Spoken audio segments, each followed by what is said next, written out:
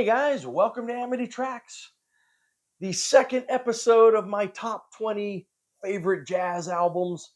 So if you hopefully you watched the first video where we did 20 through 11, and I kind of explained basically, that I am a big jazz fan, although obviously this channel focuses mostly on classic rock and progressive rock and all kinds of rock and pop and whatever.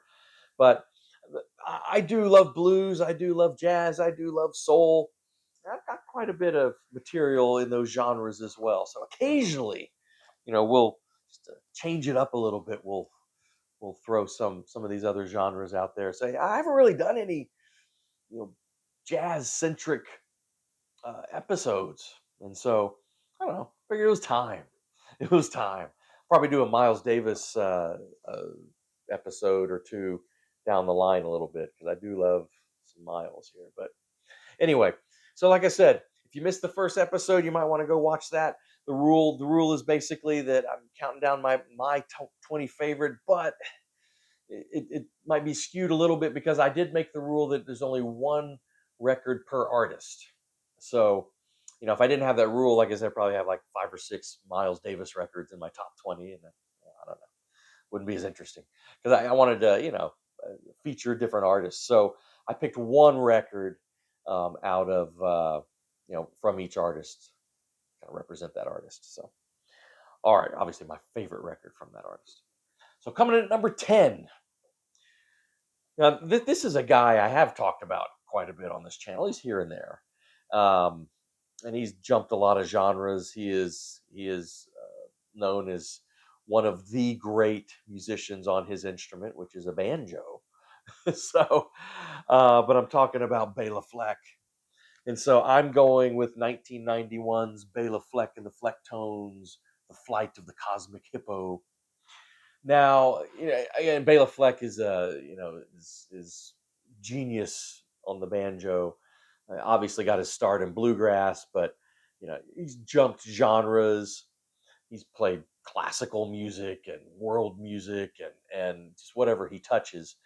But with his band, the Flecktones, I mean, they can do some kind of funk and soul type stuff, but it's mainly jazz. And in fact, this record got really high on the jazz charts. When it came out. So, I mean, this is jazz. I mean, it really is. There's no question. Featuring Bela Fleck on the banjo, of course, Victor Wooten on bass, one of the great bass players of modern times, probably ever. I mean, he's got a whole following, right? Howard Levy on piano and harmonica. He is just as talented as those other guys. And there's Future Man, which plays the electric drumatar thing. He's Victor's brother. Anyway, just superlative stuff. Opening with Blue Bop, which is great. Almost kind of bebop changes. Flying Saucer Dudes, Flight of the Cosmic Hippo is great. Star of the County Down, that's a real kind of moody piece. Jekyll and Hyde, I mean, I think really shows some of their jazz chops. Anyway, go with that. If I'm going to pick one sort of jazz Bela Fleck and the Flecktones release. Coming in at number 9, one of the great jazz guitar players. I'm going with Wes Montgomery, and I'm picking the incredible jazz guitar of Wes Montgomery, and it is incredible. This is from 1960, and the now Wes Montgomery, he kind of changed his style over time. Later on, he played with some orchestras and went sort of kind of a smoother sound. I kind of prefer his more kind of straight jazz stuff from his earlier days. And this is just amazing. The way Wes Montgomery plays, he played with his thumb, and his real calloused thumb, and he got this really unique tone, and he play as fast as anybody, but beautiful tone on his guitar playing. Yeah, this is just, and of course the song West Coast Blues, I think is outstanding. Mr. Walker is great, but yeah, I mean, he does some originals on here and some great covers as well. But I mean, if you want a sample of of how great he could be. And again, I think the earlier days before we kind of started, doing pop covers and playing with orchestras and stuff, it was more straight up jazz. All right, number 8, one of the great mad geniuses of jazz, Charles Mingus. So if I was going to pick one Mingus one, it's an obvious one, but it is my favorite. So yeah, gotta be honest, right? My video here, but yeah, Mingus coming out, what was that 1959, and this just has some of his most best known compositions on there, and tunes, where he really kind of, I mean, it's jazz, of course, but pulls in some kind of R&B influences as well. I mean, Better Get It in Your Soul, Goodbye Pork Pie Hat, you know, Fables of Falbus is the other one that's really famous on it. Now, this is there's a vocal version of that. This one is, I think the version on here is instrumental, I believe. I say that, and then I'm not sure. And he's done multiple versions of Fables of Falbus, but or his biting takedown of segregationist Governor Orville Falbus, right? And that's what that is, where he kind of tries to recreate his awkward walk, his awkward gait, in music. But yeah, Better Get It in Your Soul is just, I mean, that his bass groove on the, yeah, it's just Goodbye Pork Pie Hat, which some of us may know from Jeff Beck's amazing cover, from Blow by Blow, which is also kind of fusiony, but really comes from the rock side. But anyway, Charles Mingus. Okay, gotta have some Coltrane. Gotta have some John Coltrane. I mean, I could have picked a lot.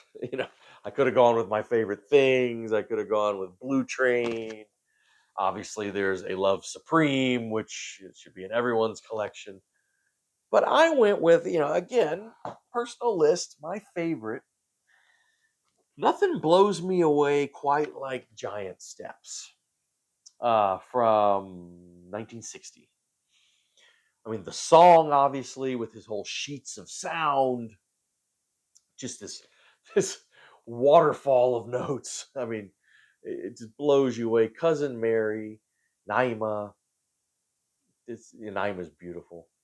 Yeah, so I mean, again, you just want to be kind of jaw drop and just stunned by just his fluid, rapid, just genius.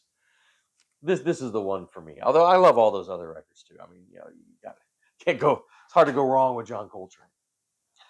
All right, number 6, getting back into a little bit of the kind of, I don't know, fusion. It's more kind of soul, kind of funk jazz. But man, do I love this one from 1972. Got Jimmy Smith's Root Down, which is just funky as all hell. I mean, just all get out. I mean, you can't. Oh, this is so awesome. I mean, it's just this funky jazz grooves, but throughout the whole thing. Now, this is one, Jimmy Smith, of course, very famous, as one of the great jazz organ players, right? Now, this is one where I really do recommend getting the expanded CD version, because almost, for space purposes, a lot of these songs had to be edited down, but these are grooves that you want to go on as long as possible. And the full length versions are on this CD because there's just more space on here. And it's I'm gonna be honest with you, it's night and day. I mean, if I want to listen to this, I got to grab this. I mean, a lot of these are like twice as long as on the LP versions. So it's one of those cases where I think the CD is what to get. All right, coming in at number 5 is a really obvious choice. I'm sorry, man. My favorites are my favorites. From 1959, Dave Brubeck's Time Out, or Dave Brubeck Quartet, Time Out. I mean, Dave Brubeck, one of the great pianists, but just as important, to this album definitely is Paul Desmond on saxophone. Now, this was a huge hit, and of course, the gimmick here is time out, and so the idea that each one of these songs is in a unique and challenging time signature, and it is a gimmick. But what makes this so great is the songs are still very listenable and just awesome, even with these really interesting, complex time signatures. So you can enjoy it just on a music level, or you can also enjoy it kind of on this intellectual level, like, oh, they're playing Blue Rondo a la Turk in 9/8, and then shifting it into different time signatures throughout that song. Of course, this record features probably one of the most famous jazz songs in all of jazz, Take Five, right? I mean, even non-jazz, people who don't listen to jazz know that song, or would recognize it if they heard it. But it is awesome. But just as great, Strange Meadowlark is beautiful, and then Blue Rondo a la Turk, I think, is just as great. Just complex stuff, but also listenable. It's a neat trick, right? All right, number four, one of my very favorite jazz artists. I have a lot of their stuff actually on record and CD. I love, love, love the Modern Jazz Quartet. Now, this is not my pick, but if you want to get into the Modern Jazz Quartet, I think this double live album, European Concert, is a good starting point for a lot of people. It just, they're kind of at the peak of their powers, and it features a lot of their kind of the songs that are most associated with them. So that's just a recommendation. But I've got a thing for. I love the album Pyramid from, it was 1960. Now, Modern Jazz Quartet, of course, features John Lewis on piano, and really, he comes from, some of these other guys that I've been talking about come from kind of this, sort of fusiony funk side. He comes from more of sort of the classical side, brings in a lot of classical music influences into his jazz. Um, Percy Heath on bass and Connie Kay on drums, but the amazing Milt Jackson on the vibra harp, vibraphone, the vibes. Uh, just one of, forget whatever instrument. I think Milt Jackson is one of the great soloists in all of jazz history.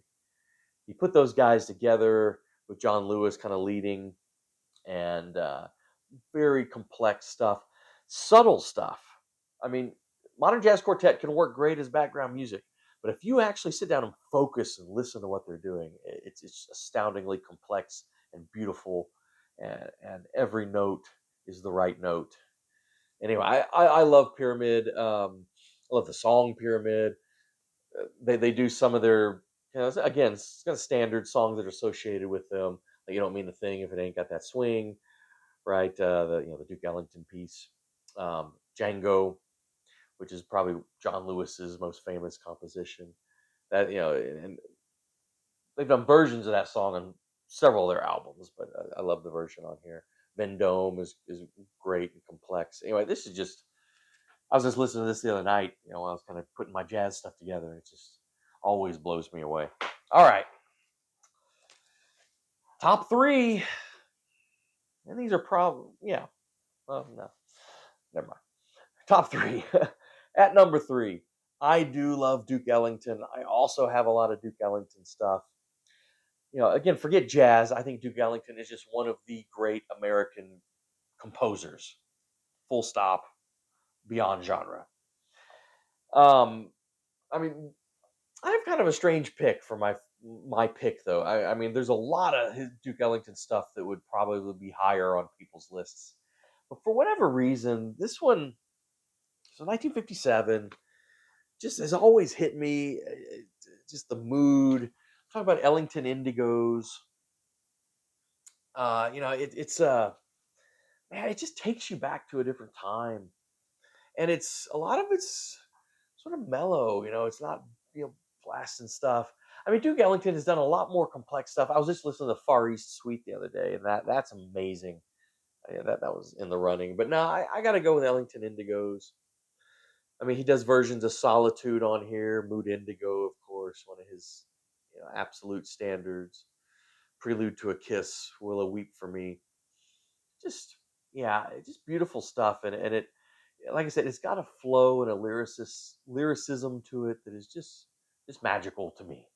But there's a lot of great Duke Ellington you should obviously explore. All right, I told you I love Miles Davis, so you might think he was going to be my number one, but no, I've got a Miles Davis album in my number two slot. And like I told you, if I didn't have the rule of one album per artist, I'd probably have, five, six, seven Miles Davis records in my top 20 here. But I had to pick one. Was I going to go with the obvious kind of blue? No. Although, I mean, this is probably the most famous jazz record in all of jazz, and is I don't know, just a required, required. Everyone's got to own it. I love Sketches of Spain that he does with Gil Evans. I think it's brilliant, but that's not it either. My very favorite Miles Davis record has got to be when he's really getting into his fusion, era, but the very beginning of it, 1969, In a Silent Way. There is just nothing like In a Silent Way.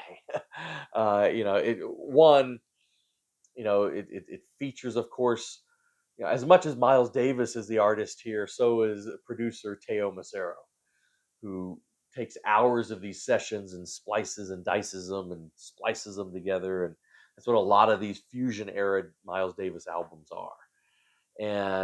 But there's just something, I mean, a lot of his later fusion stuff's a lot harder edged and more intense. But this just takes you on this sort of dream, and just lays down this blanket of just amazing music. You look at the personnel on here. Of course, Miles is on trumpet, Herbie Hancock on the electric piano, Chick Corea on the electric piano, Joseph Zawinul on the electric piano, Wayne Shorter on sax, Dave Holland on bass, Tony Williams on drums. I mean, just the personnel alone. Now this is another one. Now Miles Davis and Columbia has put out a lot of these great on CD, really expanded box sets that feature like the whole sessions. And I do have the In a Silent Way box set sessions.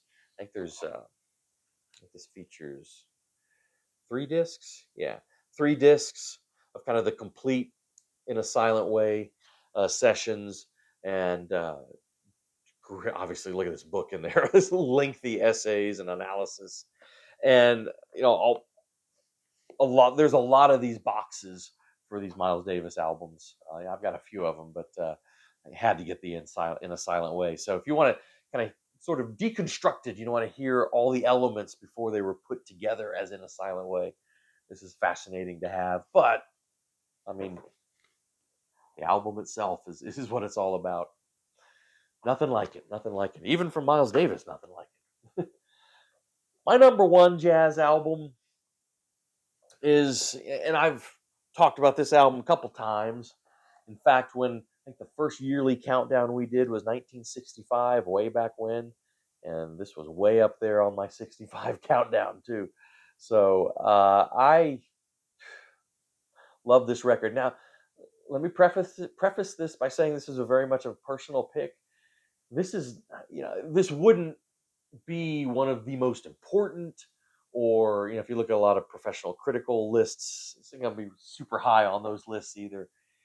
It's not all that innovative. I just love it. Now, part of it I think is, like I said, personal, because this is my dad's record and he gave it to me. It's his favorite jazz record. Talking about the Ramsey Lewis Trio, The In Crowd. And again, I've talked about this. This is a live album, a live trio.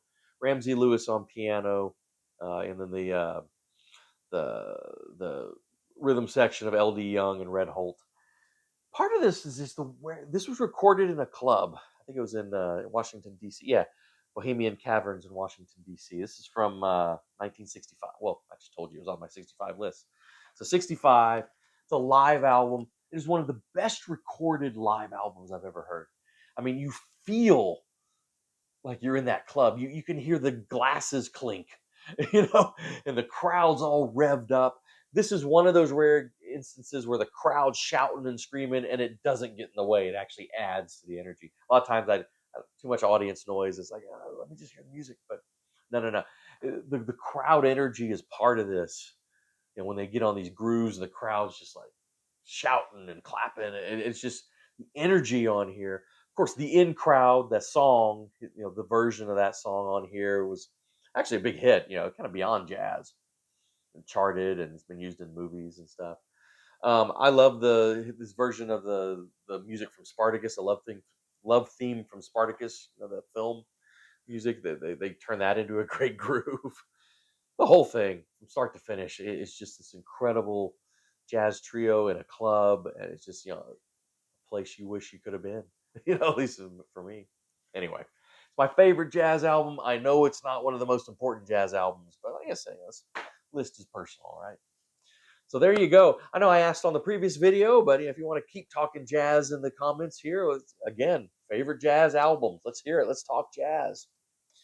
We'll do some more jazz episodes here and there. But anyway, we're got some great stuff coming. There's some really good releases coming out this next month. Got the Rolling Stones coming out with something new. Roger Waters' redux of Dark Side of the Moon. It'll be interesting to hear in its entirety. Um, what else? Duran Duran's putting something out at the end. Anyway, interesting new releases coming out this month in October. So we'll probably hit all those at some point. All right, guys. Thank you so much for watching. Please do subscribe to the channel if you haven't. Hit the bell for notifications, like the videos, all that great stuff. And again, let's talk jazz in the comments. What are some of your favorite jazz albums?